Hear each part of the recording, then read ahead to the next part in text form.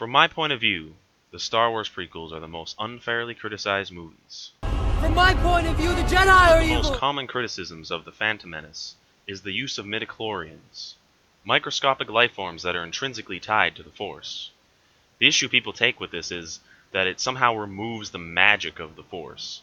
I'd actually say this also applies to all the criticisms of the Jedi in the prequels. They argue the Jedi are not very Jedi-like or magical in general. My counter-argument is not that this is an inaccurate assessment, but rather that their conclusion based on this assessment is missing the point. The Jedi being very misguided is not the result of bad writing, or the asinine idea that George Lucas didn't understand Star Wars. In fact, much the opposite. It is well written, and the people making the argument don't understand George Lucas. The point is, it's like if you paint your house white, and somebody comes along, well, that should be a greenhouse. Well, fine, but I wanted to paint it white. I don't think there's anything wrong with painting it white. I don't think there's anything wrong with me for painting it white. Maybe it should be a greenhouse. But I didn't want it to be a greenhouse. I wanted it to be a White House. That's George Lucas. He knows exactly what he wants in his movies. I genuinely believe that the un-Jedi-like behavior and the midichlorians as a concept are to showcase that the Jedi have become too complacent and materialistic. To go over materialism briefly, it is the idea that only matter, well, matters. The physical, tangible reality, not the spiritual, otherworldly side of things. The Jedi in the prequels have lost touch with the things that really matter. The immaterial principles, philosophy, and spirituality which are supposed to guide them through life. They are too focused on the material. They are too focused on being procedural, rigid, and by the numbers. Protection is a job for local security, not Jedi. Anakin even points this out in Attack of the Clones. Anakin is aware that the Jedi are squandering their abilities on mundane, menial, material tasks when they are capable of much more, and these tasks can be handled by others. Anakin in particular is frustrated and confused, as he grew up on Tatooine, where he was allowed to use his abilities without restraint, so these restrictions on his talents are particularly unbearable to him. Another thing to note is that Anakin is told about the midichlorians twice. Once by Qui-Gon, who tells him that we are subject to them, the will of the Force, and once by Palpatine, who tells Anakin that the midichlorians are subject to us, that we can bend the Force to our will.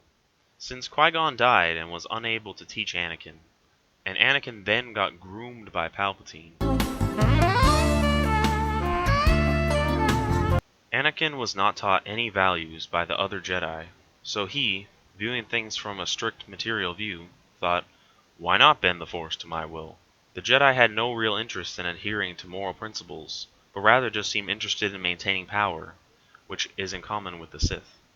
Going back to Qui-Gon, he's essentially the last true Jedi, which is why I hate it when people say, Obi-Wan Kenobi and Qui-Gon Jinn should just be combined to be Obi-Wan Kenobi. No, no, no, no, no, no, no. Qui-Gon is the only remaining Jedi not bound by materialism. He genuinely follows the Force. I think the most interesting comparison for him and Obi-Wan, dialogue-wise, would be when Qui-Gon says, Feel, don't think. Use your instincts. Don't think. Feel. It is like a finger pointing away to the moon. Don't concentrate on the finger or you will miss all that heavenly glory. And then in the next film, Obi-Wan says, Use the Force. Think. This weapon is your life. Obi-Wan is so materialistic that he thinks the lightsaber is more important than the Force itself, and gives the opposite advice that Qui-Gon gave. Obi-Wan even realizes his mistake when he apologizes to Anakin. I have failed you, Anakin. I have failed you. The Jedi degenerate with each generation. Qui-Gon, the quintessential Jedi, trains Obi-Wan, who loses much of the qualities that Qui-Gon had. Obi-Wan, the competent yet lacking Jedi, teaches Anakin, who misses even more of the qualities that Qui-Gon had, and falls to the dark side because of this. It's even more interesting when you factor in Count Dooku, who trained Qui-Gon.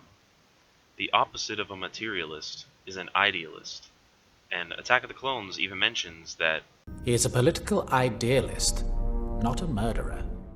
Dooku had principles, and adhered to those principles. and was willing to do what he thought was right and organize the separatist movement to leave the Republic he thought was morally wrong. And given what happens to the Republic by the end of the trilogy, Dooku wasn't entirely wrong. Unfortunately, he too succumbed to the power lust of the dark side. Perhaps he was too idealistic, as going too far either way leads to problems. Which is why you need balance. Balance to the Force, you may say. And this is why the midichlorians are important and make the prequels better.